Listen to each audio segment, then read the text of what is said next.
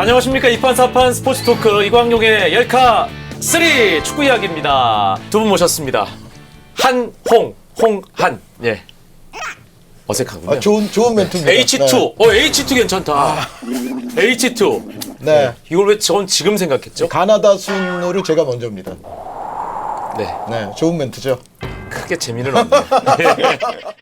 일단은 우리 홍재민 기자가 와, 동남아시아의 축구 열기, 어마어마한 그 열기에 직접 몸을 담그고 막 오셨어요. 우리가 왜 베트남에서 박항서 감독 쌀딩크다 이런 얘기 많이 들었는데 어떻습니까?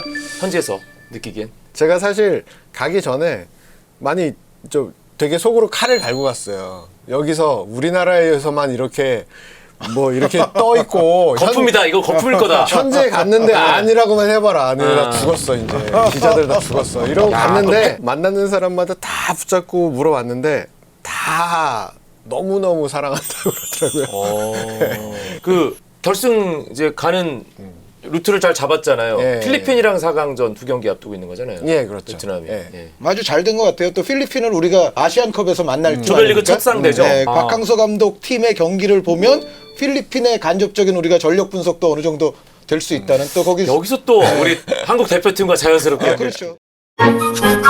열카?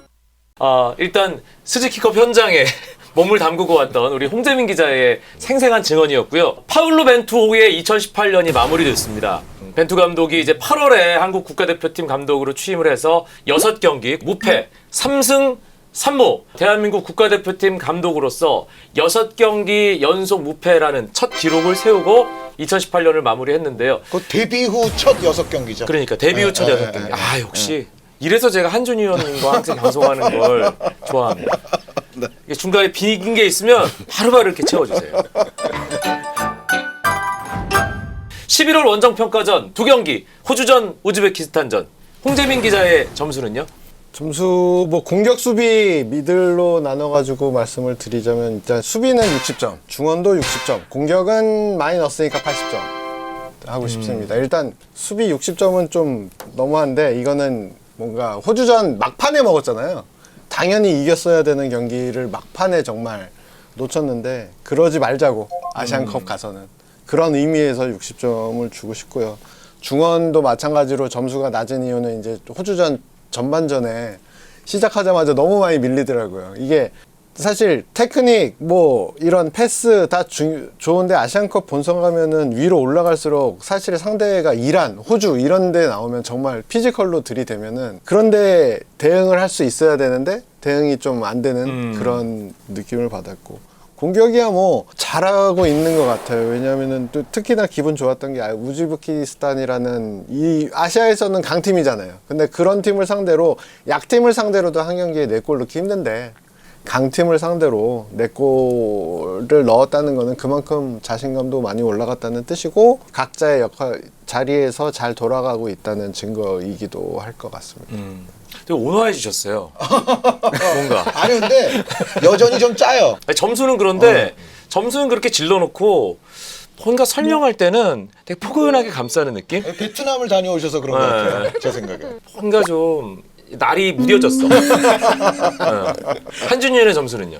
사실 축구가 엄밀하게 수비, 중원, 공격이 분리되기는 좀 어려운데 수비는 전 70, 중원은 80, 공격은 90, 7, 8, 9 이렇게 하겠습니다. 6, 6, 8보다는 점수 후하지 않습니까? 그럴 것 같았어요. 네. 더 온화한 사람이기 때문에 저는. 그리고 수비는 이제 70점 준 이유는 수비 진영에서 미드필드 진영을 거쳐서 나오는 이른바 벤투호의 빌드업 플레이가 그렇게 원활하게 이루어지지 못하면서 고생했던 내용을 보면 그 수비진에서부터의 볼 전개가 좋지 않았다는 측면에서 그리고 이때 또 한 골을 허용을 했었고 또 우즈벡전은 안정감 있는 수비를 펼쳤던 것도 사실이거든요. 그래서 전체적으로 한 70점 주는 게 저는 좋다고 보고 중원은 역시 호주전 중원은 조금 고전하기는 했지만 그럼에도 불구하고 두 경기를 토탈해서 보면 우리가 이청용 선수가 여전히 축구 도사임을 다시 재발견할 수 있었다. 여기서 그 지난번 열카에서 네네.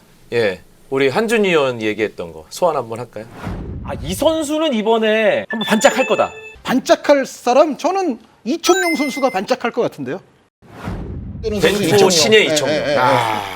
이청용 선수가 정말 여전히 우리나라의 넘버원 축구 도사구나라는 거를 저는 확인했어요. 그러니까 물론 그때도 말씀드렸지만은 최절정기만큼의 스피드나 이런 부분에 있어서는 좀 떨어졌다 하더라도 여전히 전체적인 볼 다루는 능력, 볼 다루는 여유 뭐 이런 부분에 있어서는 이청용 선수 능력을 다시 한번 봐서 너무 좋았고, 여기에 이제 황인범 선수 아주 또 올라운드 활약을 잘 펼쳐준 데다가 주세종 선수도 뭐 간간히 약간 미스가 있기는 했지만 주세종, 황인범 이 두 선수 간의 연계도 괜찮았다는 점을 고려해 보면 전체적으로 제 생각에는 미들도 한 80점은 받아야 되지 않을까. 그리고 공격은 뭐 첫 경기 같이 조금 불리한 흐름에서는 황의조 선수 1인의 위력을 활용한 어떤 실리적인 상황으로도 우리가 골을 넣을 수 있고, 그리고 우즈벡전처럼 우리가 뭐 주도권을 완전히 쥐고 앞서가는 흐름에서는 또 대량 득점을 할 수 있고, 상대의 실력과 스타일에 따라서 우리가 두 경기 다른 상황에서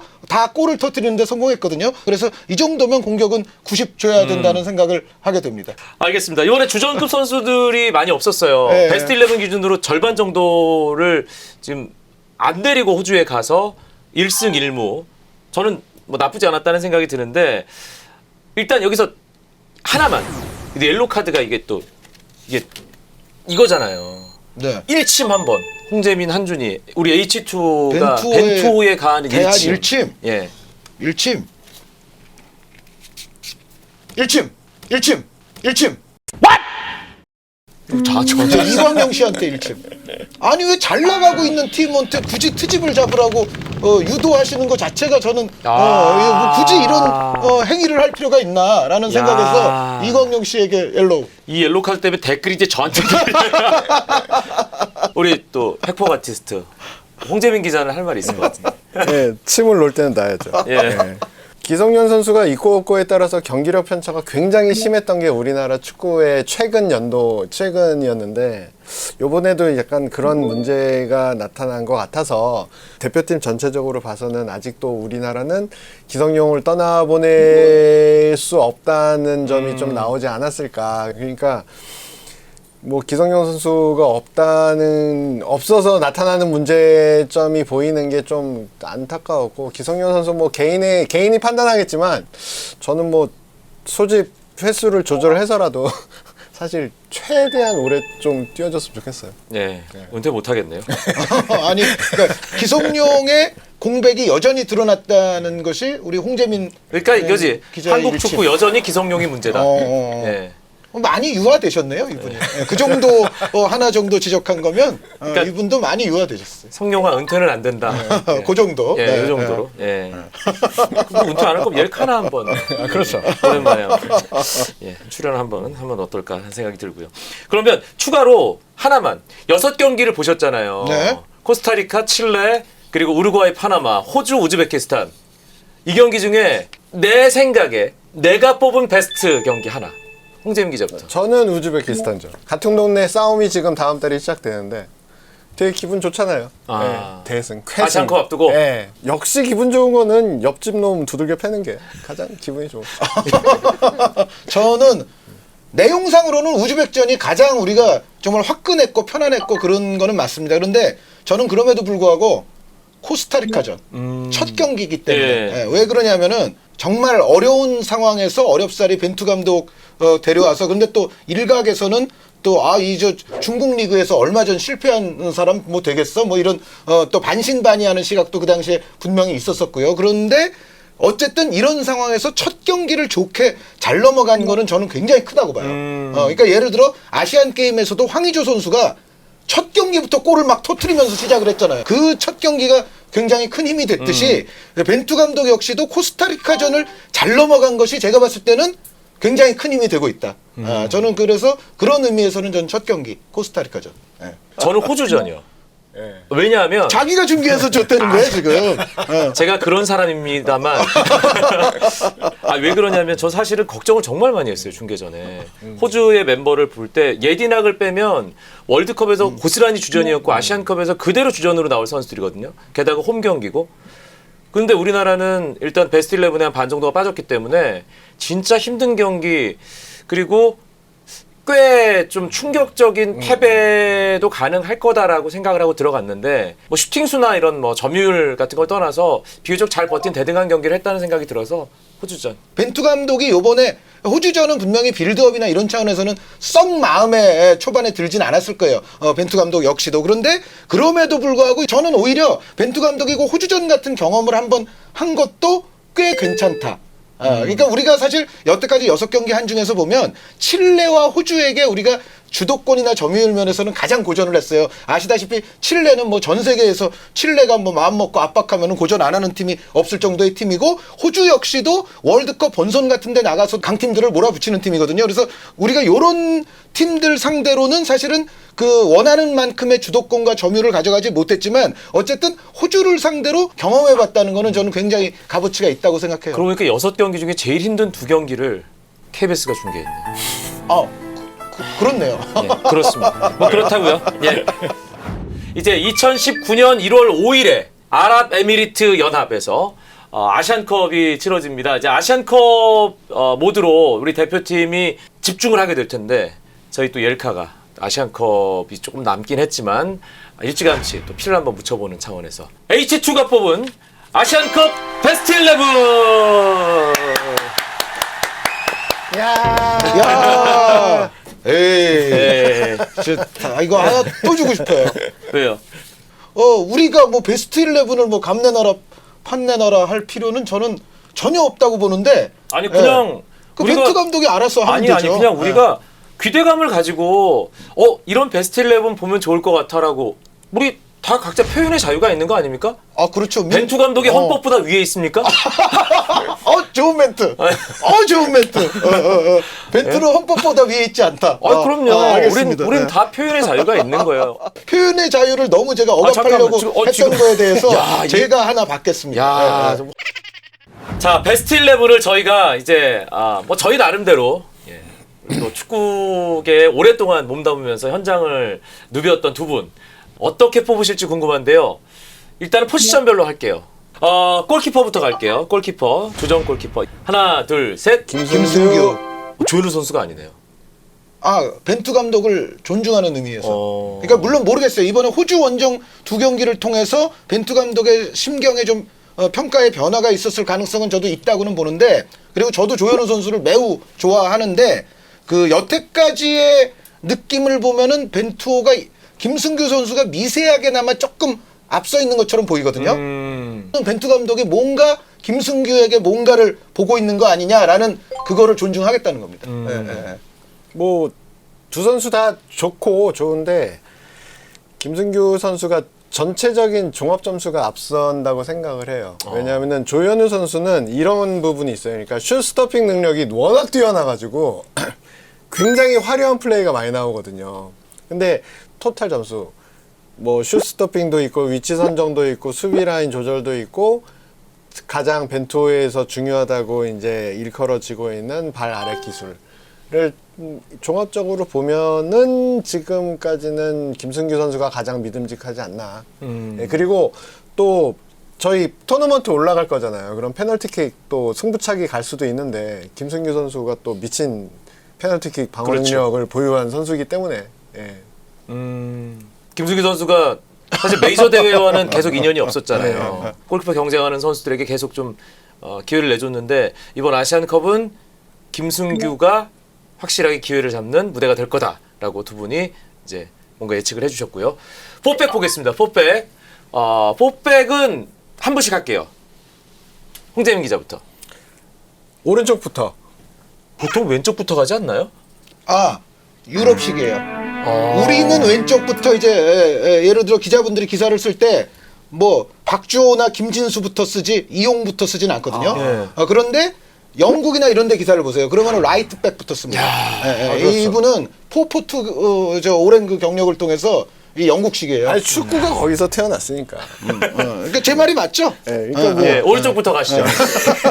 오른쪽부터 가자면 라이트백 이용, 센터백 김민재, 김영권, 제일 왼쪽에 정말 특이하게도 김진수. 김진수 선수가 들어간다. 저는 뭐 바람입니다. 바람. 김진수 선수가 근데 벤투호에 한 번도 뛰어본 적은 안 없죠. 뛰었잖아요. 근데 이제 제가 김진수 이제 뭐 이거는 그야말로 바람이에요. 바람인데 김진수 선수는 공수 면에서 따지고 볼 때 사실 개인 기량, 기본 실력은 클래스는 뭐 이견을 달 여지가 없는 선수라고 생각을 해요. 대한민국에서 레프트백 자리에서는 지금 이제 문제가 실전 감각이 올라왔냐, 몸이 올라왔냐가 문제인데 아시안컵 때까지 피트니스 상태가 100%에 도달한다면은 김진수 선수가 나가는 게 제일 활기찬 경기를 할 수 있지 않을까라고 생각을 합니다. 그리고 또 2015년 호주 아시안컵 때 김진수 예, 선수의 맞아요. 활약, 예. 그것도 그렇고 김진수 선수 개인적으로 정말 마지막에 김진수 선수의 다리에 힘이 풀려서 결승골 네. 넣었거든요. 그때 그 전까지 제일 잘했어요, 김진수 선수가. 근데 마지막에 골라인에서 한번 이렇게 실수를 해서 그것 때문에 우승을 놓치는 그런 그 비운. 2018년 러시아 월드컵 앞두고 비운. 요번에는 좀 그게 거꾸로 작용을 좀 했으면 예, 선수에게 좀 되게 안 됐잖아요. 이 축구 이렇게 잘하는데 계속 그렇게 억장이 무너지는 주인공이 되고 다쳐서 못 나가고 좀 요번에는 좀 활짝 웃었으면 좋겠어요. 제일 높은 데에서. 예. 왜 이렇게 따뜻하죠, 근데 저? 이분이 냉혈한인데 뭐 안 됐잖아요. 저는 그런 표현을 할 줄 몰랐어요. 이분한테도 안 된 게 있네요. 베트남에서 뭘 지금 베트남 느끼고 뭐 음식이 예. 좋았던 것 같아요. 쌀국수가 이런 또 심리치료가 될 줄은 저도 몰랐네요. 쌀국수. 예. 쌀국수를 많이 먹은 사람이 알겠습니다. 따뜻해진다. 네. 예. 알겠습니다. 한준 위원. 이용 선수, 김민재 선수, 김영권 선수까지는 이견이 없을 거예요. 네. 근데 이제 왼쪽이 문제인데 그 여태까지 쭉 봐도 정말 문제입니다, 왼쪽이. 그러니까 벤투 감독도 조금 머리가 아픈 포지션이 있다면 여기일 가능성이 있어요. 아직도 왼쪽 얘기 나오면 그 이영표 이름 계속 나오죠. 이영표의 후계자. 저도 이제 김진수 선수를 지금 적어왔거든요. 김진수 선수는 분명히 지금까지는 부상 때문에 안 뽑혔지만 강력한 도전 세력임에 틀림이 없습니다. K리그에서 그래도 시즌 막판 몇 경기를 지금 치러왔고 또 전체적으로 이 12월 중순쯤에 이제 대표팀이 소집이 될 텐데 유럽에서 뛰는 선수들은 이제 정말 소집 기간이 돼야나 도착할 수가 있기 때문에 K리거들이 좀 그리고 아시아 리거들이 좀 풍부하게 소집이 될 텐데 저는 김진수 선수가 여기는 분명히 들어올 것이다. 근데 과연 이제 한 번도 안 뛰었던 김진수 선수가 와서 바로 주전이 되겠느냐? 요거는 저는 약간 회의적이긴 한데 23인에는 김진수 선수가 들어갈 수 있다. 그리고 그 주전 관계는 현지에서 바뀔 수가 있다. 현장에서 이제 조별리그 뭐 이렇게 치르다 보면 김진수 선수가 어느 순간 저는 주전이 될 가능성이 충분히 높다고 생각을 해요. 근데 그 전에 만약에 첫 경기 주전을 누가 할 거냐라고 묻는다면 그때는 저는 박주호 선수. 박주호 선수가. 네.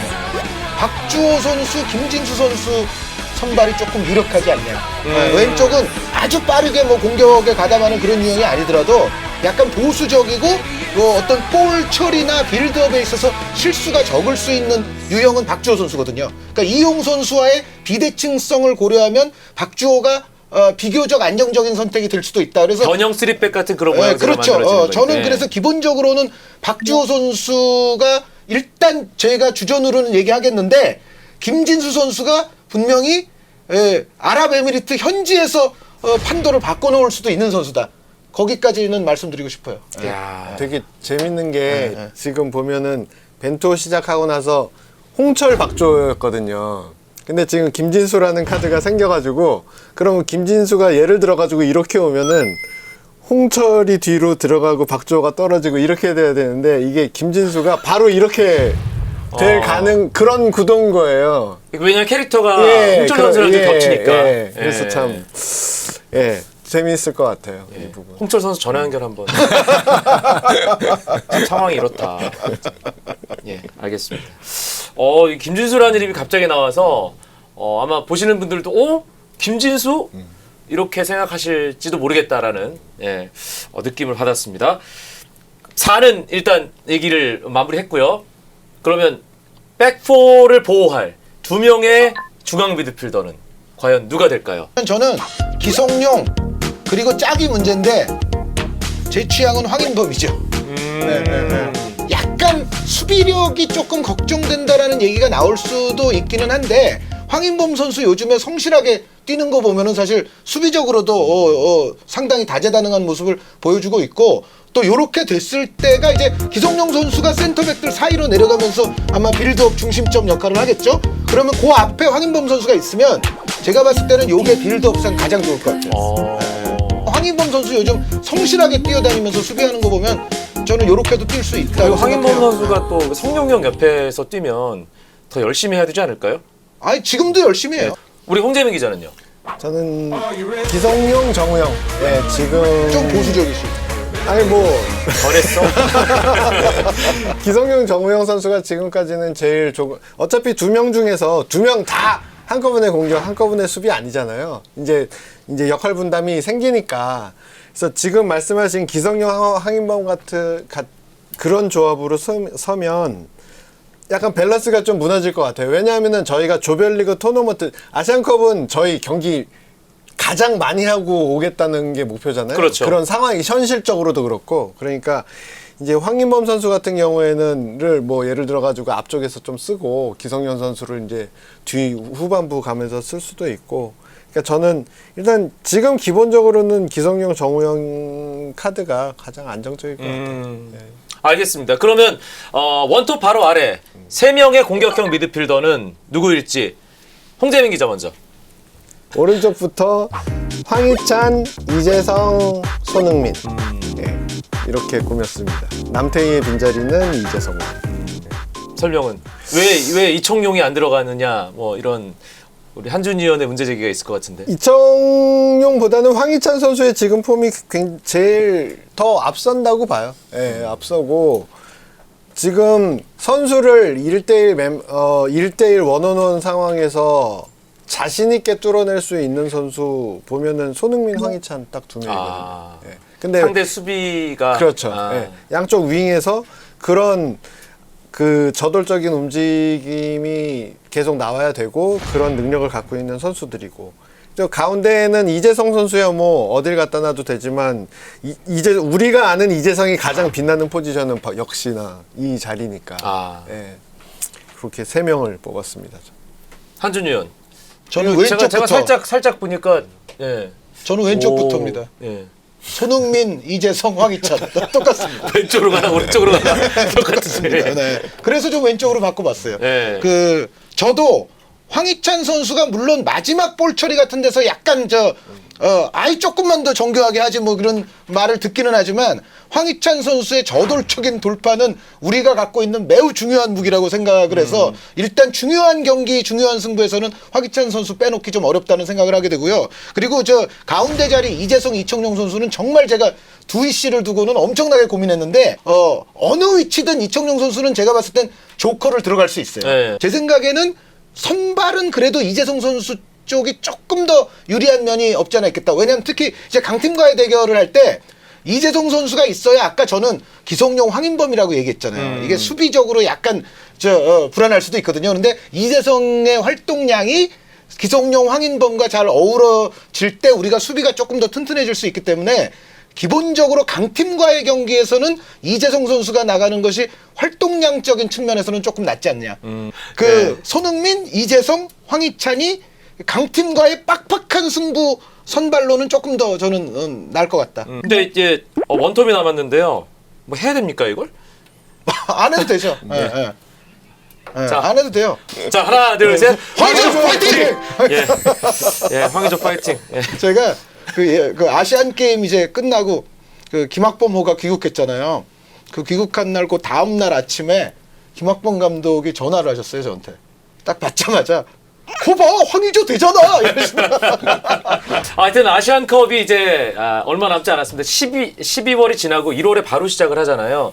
1월 5일에 개막을 하고 그 전에 이제 한국 시간으로 2019년 1월 1일 딱 새해가 밝으면 바로 또 사우디랑 평가전이 있어요. 그 경기에서 어떤 선수들이 또 피치 위에 서게 될지를 보면 아시안컵 주전 경쟁 구도가 또 잡히지 않을까 싶은 생각이 듭니다.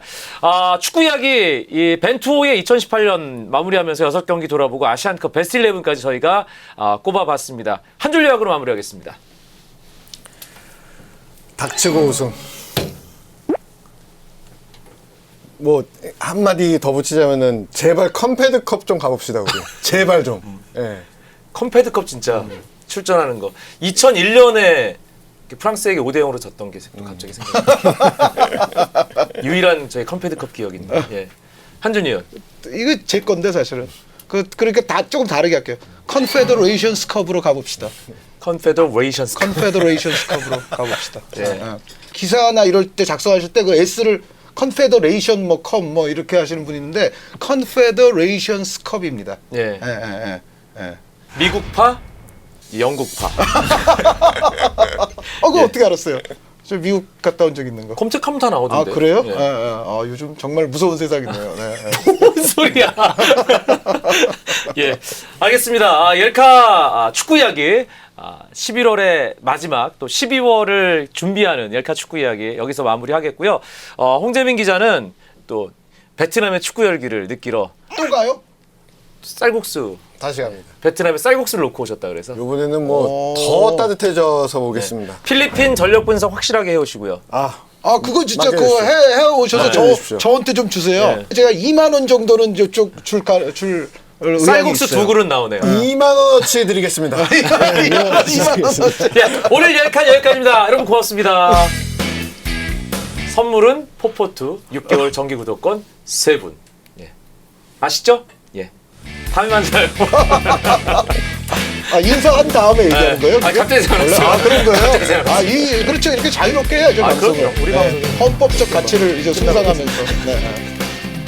박항서 감독님의 대운, 천운이 모두 그분 한 분에게 이렇게 향하는 게 아니냐. 약간 그런 느낌. 천운이 나에게 있다 하였어. 예. 박항서 지금 신도 설명을 듣는 것 같아요. 베트남 쪽 팬들이 한국에서 왔다니까 얼마나 또 환대를 해줬겠습니까? 한국인에 대한 그 인식 자체의 환대도 좀 좋은가요? 굉장히 많이 실제로? 좋아졌다고 하더라고요. 물 들어올 때 노저에 눈자고 베트남 여행은 이때 가야 돼. 근데 저는 좀 반성해야 될 것 같아요. 네. 컨닝을 해보니까 그래픽을 저보다 아주 예쁘게 그려오셨어요. 내용상으로 똑같아요. 거의 같은가요? 내용상으로 근데 보기가 좋네요. 전문가들만 쓴다는 파워포인트죠. 그러니까 벤투 감독에게 뭔가 감 내놔라 판 내놔라 하기 싫다니까요, 저는. 아니 그 얘기 안 해도 아니, 돼요. 그냥 벤투 감독이 이거 보고 아니 한준희 위원이 이렇게 얘기했다면 저 알지도 신경 못할 거예요. 쓰질 않아요. 네, 벤투 감독 선임 시에 제가 공헌이 일은 있는데. 아니 그만 얘기해 그거. 벤투 감독이 요거를 좀 알아야 되는데. 하여튼 제가 다음에 중계하러 가면은 준이한